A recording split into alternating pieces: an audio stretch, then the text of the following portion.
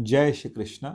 गीता का 3रा अध्याय और 10वां श्लोक, जहां भगवान कह रहे हैं कि जो मैंने कर्तव्य हैं वो मानव जाति के लिए, ब्रह्मा जी ने वो कर्म जो थे वो सब के सब नियत कर दिए, उनका निर्धारण कर दिया। भगवान कह रहे हैं सहयज्ञ पेजा सृष्टवा पुरोवाच प्रजापति। सृष्टि के आरंभ में ही ब्रह्मा जी ने कर्तव्यों के साथ मानव जाति का निर्माण किया और मानव जाति के कर्म जो हैं वो निश्चित किए। इन यज्ञों के अनुष्ठान में तुम सफल हो जाओ, क्योंकि ये तुम्हें सब कुछ प्रदान करेंगे जो तुम चाहते हो। तो क्या यज्ञ है? जीवन एक यज्ञ है।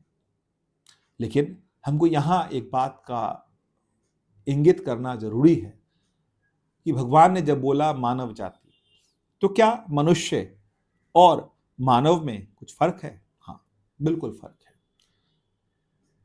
तो क्या फर्क है? एक पशु में और एक मनुष्य में क्या फर्क है? पशु के और मनुष्य के बीच में समानताएं क्या हैं? आहार निद्रा भय मैथुनम च।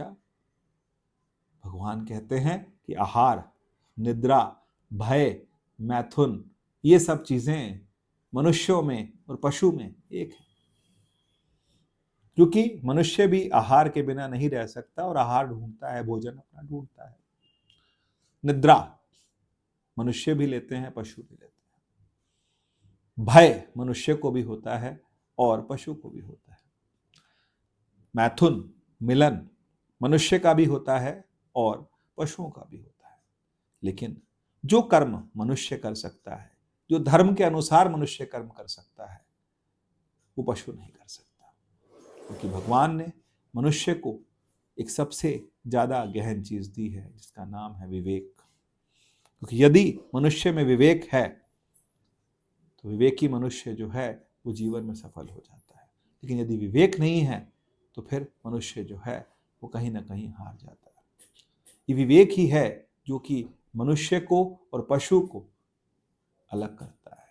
ये धर्म ही है जो मनुष्य को और पशु को अलग करता है। ये कर्तव्य कर्म ही है जो मनुष्य को और पशु को अलग करते हैं।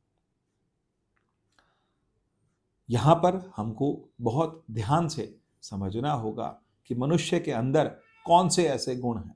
यदि हम किसी का कुछ गलत करने जा रहे हैं, जानवर गलत करते हैं, जानवर को अपने भोजन का पता है, अपने भय का पता है, अपने मिलन का पता है और या फिर अपनी निद्रा का पता है। मनुष्य को नहीं पता। कुछ जगहों पर जो पशु हैं वो मनुष्य से ज्यादा अच्छे हैं। जैसे शिकार करना है, शिकार उतना ही करना है जितने की भूख है। मनुष्य को उतना नहीं करना। मनुष्य को लगता है कि अपने लिए, अपने परिवार के लिए, अपने बच्चों के लिए, बच्चों के बच्चों के लिए, 7वीं क्या 10वीं पीढ़ी के लिए हम पैसा जमा कर लें। जीवन का पता नहीं है। जीवन चल रहा है डायलिसिस पे, लेकिन पैसा इतना इकट्ठा करना है कि आगे वालों के लिए रह जाए, सबके लिए रह जाए। तो ये क्या है? यहां मनुष्य क्या है?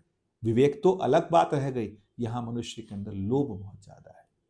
काम वो बहुत बढ़ा सकता है, क्रोध उसका बहुत बढ़ सकता है, अहंकार उसको बहुत ज्यादा है।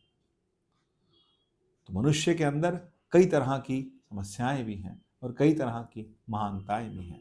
अब ये हमें तय करना है कि हम महानता की ओर जा रहे हैं, पशुता की ओर जा रहे हैं, या फिर पशु से भी निकृष्ट होने जा रहे हैं। क्योंकि यहाँ ये सवाल भी आता है कि यदि हम निकृष्ट कर्मों की बात करें तो फिर हम पशु से भी ज्यादा निकृष्ट हो सकते हैं, क्योंकि पशु किसी को नोच के जबरदस्ती नहीं खाता, मनुष्य ऐसा कर सकता है।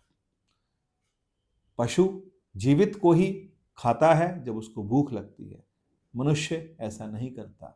वो कोल्ड स्टोरेज में भी रख लेता है कि पता नहीं कल क्या हो जाए। तो यहाँ पर मनुष्य के और पशु के बीच में, लेकिन भगवान ने यही कहा कि सृष्टि के आरंभ में ब्रह्मा जी ने कर्तव्यों का जो अलग अलग विभाजन था वो उन्होंने कर दिया था। ये अब मनुष्य के ऊपर है कि वो अपना जीवन कैसे जीता है। जय श्री कृष्ण।